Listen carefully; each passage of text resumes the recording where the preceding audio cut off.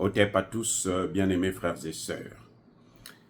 Vous vous souvenez de cette négociation entreprise par les pays africains dans la crise Ukraine-Russie. Les pays africains voulaient, vous proposer une solution, apporter ce qu'on appelle les bons offices, c'est-à-dire permettre à ce que les deux parties puissent s'asseoir et négocier afin de trouver la paix. Il disait ça que bon, parce que ces conséquences nous subissons beaucoup, on va mourir de faim. Non, c'est faux. Déjà, ça c'était faux, archi faux. Tous ces pays présidents qui ont fait le déplacement, ils avaient envie de se balader. Maintenant, je veux vous dire, c'est vrai qu'ils étaient certainement de bonne foi, qu'ils voulaient la paix, puisque pour eux, ils pensent que s'il y a la guerre en Ukraine, eux, ils vont mourir de faim. Non, on n'est pas mort de faim, la guerre continue, on n'est pas mort de faim. Nous souffrons là, parce qu'on nous pille nos matières premières. Nous souffrons là, parce que nous n'avons pas de monnaie. Nous souffrons là, parce que nous utilisons la monnaie française. Nous souffrons là, à cause de l'impérialisme occidental. Bref, ma question, c'est de savoir pourquoi l'Afrique a échoué. Parce que l'Afrique n'était pas partie au bon endroit. Ah, écoutez, les Africains n'avaient pas traité avec les vrais acteurs. La guerre Russie-Ukraine, ce n'est pas ce que nous voyons nous. Et c'est ça l'erreur des Africains. Les Africains ont pensé que c'était une guerre entre l'Ukraine et la Russie. Donc, on va faire asseoir la Russie, on va faire asseoir l'Ukraine, on va parler à Zelensky, on va parler à Poutine, et puis on va voir comment on va les mettre ensemble pour qu'ils puissent trouver un terrain d'entente. Erreur monumentale des Africains, comme toujours d'ailleurs. Un, ils se mêlent des affaires qui ne les regardent pas, parce que le prétexte qu'ils ont dit qu'il fallait, sinon on ne fait pas ça, nous on va mourir de faim, on ne meurt pas de faim du tout, parce que nous on ne se nourrit pas des céréales. Déjà. Deux, les acteurs qui sont allés contacter ne sont pas les vrais acteurs. En tout cas, il y a un qui est un acteur principal, mais l'autre, c'est un caniche, c'est un pantin, c'est une marionnette. L'erreur de l'Afrique, c'était de ne pas aller en Europe et venir aux États-Unis, d'abord. Parce que la guerre que vous voyez là, où il fallait qu'il parte au siège de l'OTAN, la guerre entre la Russie et l'Ukraine, en fait, c'est la guerre entre l'OTAN et l'Ukraine. C'est ce qu'on appelle une guerre par proxy ou par procuration. C'est-à-dire que moi, je suis assis chez moi et je vous envoie, vous, aller faire la guerre à l'autre, à mon nom, pour mes intérêts.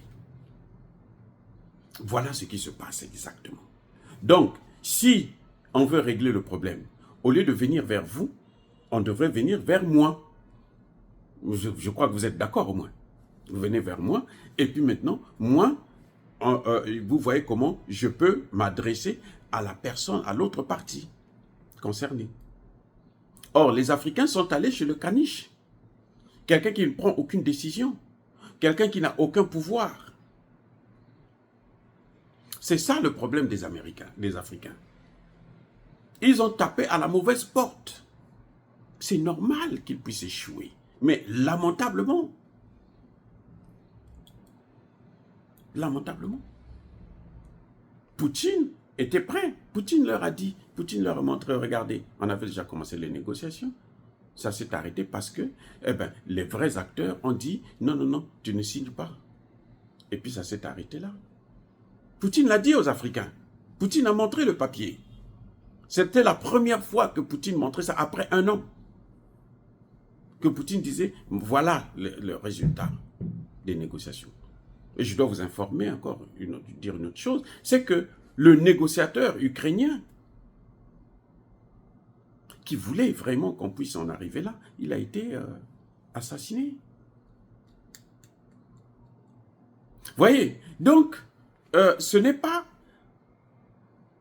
comment dirais-je, vous partez voir quelqu'un qui n'a aucun pouvoir.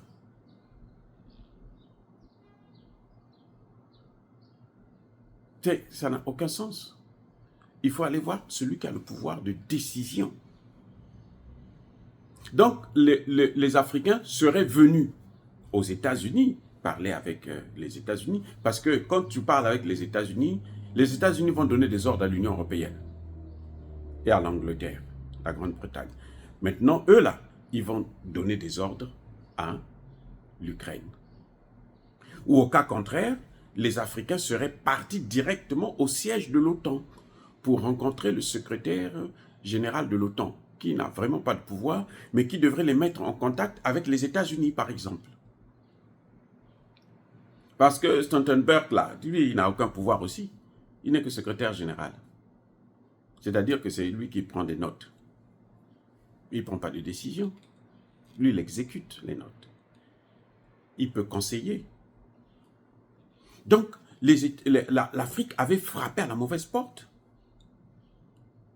J'espère que maintenant les Africains ont compris que s'ils veulent se mêler de ça, il faut qu'ils s'occupent des États-Unis et de la Russie. Même pas de l'Union européenne, parce que l'Union européenne, c'est rien du tout. C'est rien du tout. Et ici, aux États-Unis, là, vous allez trouver des Américains. Vous leur demandez où se trouve la France. La fameuse France que vous voyez là. Ils vont vous dire, ça se trouve en Inde. Il y a des Américains qui savent pas ce que c'est que la France. Les Français, quand ils parlent là, ils parlent juste parce que, bon, ben, ils s'adressent aux Africains. Et aux Africains qui ne sont pas bien informés. Mais vous allez dans certains endroits ici aux États-Unis. À New York, ce sera peut-être un peu difficile parce qu'à New York, vous avez tout le monde. Vous avez Américains, Africains, machin. Tous les pays africains sont représentés à New York. Tous les pays européens sont représentés à New York. Et puis, les Européens, là, ici à New York, là, ils sont aussi malheureux que les Africains. Okay? Il ne faut pas se leurrer. Ils sont aussi malheureux que les Africains. Bref, mais il y a des États, mais alors, très loin, dans la forêt, là, hein, comme dans le Vermont et autres, leur demander Paris. Vous êtes déjà parti à Paris? Qu'est-ce que je vais aller faire là-bas? On avait posé la question à un acteur noir américain, parce qu'il avait fait un tour en France. Il a dit rester là-bas quelques mois. Non, oui, en France ou en Afrique du Sud, voilà. On lui dit, mais quoi, tu as quitté ici pour aller résider là? Il dit, mais vous croyez que moi, là, je vais quitter les États-Unis pour aller me faire soigner en France? Mais je ne suis pas fou quand même. Vous voyez à quel point ces pays-là ne sont rien ici aux États-Unis. Peut-être la Grande-Bretagne, parce qu'eux, ils parlent anglais. Mais la France, Belgique, Espagne, tout ça, ce n'est pas des pays. Ici aux États-Unis, je dis bien ici aux États-Unis, on ne les considère pas. Même la Grande-Bretagne, on ne considère pas. C'est rien du tout. On dit que ce sont des alliés de l'OTAN. Encore, qui connaît l'OTAN? On sait pourquoi quand Trump dit s'ils ne payent pas à l'OTAN là, nous on va laisser qu'on les attaque. Parce que les gens ne savent pas ce que c'est que l'OTAN, comment ça fonctionne. L'OTAN existe là parce qu'il y a les pays européens. S'il n'y avait pas les pays européens, l'OTAN n'existerait pas. Mais le message de Trump passe, pourquoi? Mais à cause de l'ignorance, parce que les gens pensent que non, c'est les États-Unis qui payent pour eux, qui les nourrissent, ils vivent à cause des États-Unis. Même l'Afrique, là, c'est maintenant qu'on commence à comprendre que, oh, mais c'est en Afrique qu'ils vont voler les matières premières. Sinon, non. Quand ils vont au Sénat, là, ils vont dire au failed state, des États faillis. Des États en faillite qui ont échoué, qui ne peuvent rien faire. Les pays africains. Et pourtant, sans les pays africains, eux, ils ne peuvent rien. C'est pour ça, Poutine a tout compris. C'est pour ça que Poutine, maintenant, met le paquet en Afrique. Et ils veulent le distraire avec cette guerre-là pour faire en sorte que Poutine puisse se concentrer sur cette guerre, puisse laisser l'Afrique. Mais Poutine ne lâche rien du tout. Et ça les embête maintenant. Poutine, au contraire, va maintenant à Cuba. Ça les embête encore plus. Donc, vous voyez, il y a ce phénomène-là. Hein, on nous a fait croire que nous ne pouvons pas vivre sans eux. Non. On s'en fiche éperdument d'eux. D'ailleurs, ils ne sont rien du tout pour nous, ils ne nous apportent rien. Que des problèmes. Plus nous sommes avec eux, plus nous sommes dans des problèmes. Voilà la réalité. Bien-aimés frères et sœurs. Donc, les Africains, c'était... Mais alors, ils avaient tapé largement à côté. Ils étaient hors sujet, en fait. C'est ça qu'on appelle hors sujet. On vous donne... Il y a une question qui est posée. La guerre entre la Russie et l'Ukraine. Quelle est votre solution? Il laisse l'acteur principal, celui qui a toujours voulu cette guerre, qui voulait affaiblir la Russie, parce que pour atteindre la Chine, il faut d'abord affaiblir la Russie. Si la Russie n'est pas affaiblie, vous ne pouvez pas faire la guerre à la Chine. Il y a 2 millions de militaires. Si vous leur faites la guerre, eh bien, vous allez avoir la Russie sur votre dos. La Russie va aider la Chine. Donc, on affaiblit d'abord la Russie. À ce moment, on peut attaquer la Chine à partir de Taïwan. Voilà le problème. Ce que l'Ukraine est en train de faire là, c'est ce que Taïwan veut faire avec la Chine. Les Chinois ont tout compris. Quand on dit les Chinois aident la Russie, pourquoi? Mais parce que les Chinois savent que si la Russie tombe, nous, on sera la prochaine victime. Donc, quand vous venez pour régler le problème, si vous avez compris les enjeux, vous allez d'abord voir les États-Unis. Que non, mais écoutez, vous nous détruisez nos économies avec cette guerre. Donc, faisons la paix. Or, les États africains, ils vont voir Zelensky. C'est la chaussette au pied des Américains et des Européens. Une paire de chaussettes. Une que les Américains portent, l'autre que tous les pays de l'Europe portent. C'est ça. Donc, il ne peut rien faire. C'était évident qu'il ne pouvait qu'échouer. C'est pour ça, vous avez déjà entendu encore parler. Même eux-mêmes, les Africains n'en parlent plus parce qu'ils savent que personne ne peut les écouter. Puisque vous prêchez dans le désert, vous êtes hors sujet. C'est-à-dire que les Africains ont eu 0 sur 20. Ici aux États-Unis, c'est 0 sur 100. 0. Z-E-R-O. 0, 0, 0. Hein? Le rang là, 0. Sur 100. Ou sur 20 selon l'endroit où vous êtes. Parce qu'ils étaient hors sujet. Donc désormais, chers leaders, présidents africains, apprenez à comprendre les enjeux internationaux. Parce que si vous ne comprenez pas les enjeux internationaux, là, même vous-même, vous ne pouvez pas vous en sortir. C'est pour ça que l'Afrique n'arrive pas à s'en sortir. C'est pour ça que les Africains ne sont même pas capables. Les Africains francophones, ils ne sont pas capables de sortir de la zone CEPA. Parce qu'ils ne comprennent pas les sujets, les enjeux de la géopolitique internationale. Oui, les amis. Vous pouvez vérifier, hein? Vous pouvez vérifier. Je vous dis, le jour que les États-Unis vont dire, nous, on va négocier avec la Russie, cette guerre-là va s'arrêter tout de suite. Eh oui. Pour ne pas perdre la face, certainement qu'ils seront obligés de laisser Trump venir. Et Trump, quand il va venir, il faut qu'il aille tout de suite vers les négociations pour dire à Poutine, bon, maintenant on arrête, c'est pas grave. Prends les terres que tu as déjà pris là.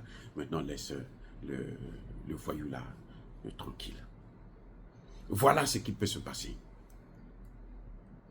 Pour que l'Amérique ne puisse pas perdre la face. Comme ça, on va dire, ah, c'est Trump. Parce que Trump, lui, c'est les républicains. Mais en réalité, ils ne savent pas quoi faire actuellement puisqu'ils sont confrontés à un os. Un os qui leur crée des problèmes même ailleurs, à l'étranger. En Afrique, en Chine, partout en Amérique. Crée des problèmes. Les Américains sont en train d'avoir des problèmes là, partout dans le monde à cause de cette guerre. Donc il faut vite arrêter ça pour garder l'image. Biden ne peut pas le faire. C'est trop tard, il est allé trop loin. Donc, celui qui peut faire ça, il faut que ce soit un nouveau président, c'est donc Donald Trump. Si Donald Trump gagne l'élection, vous allez voir tout de suite, ils vont dire, oh bon, on arrête ça parce qu'ils savent que si on continue là, on va encore perdre plus. Ils ont déjà beaucoup perdu, il ne faut pas qu'ils perdent tout. Les Européens n'ont même plus d'argent pour financer la guerre. Il n'y en a pas, ils n'ont rien. Ils parlent d'une dette européenne. Depuis quand? Pour aider l'Ukraine.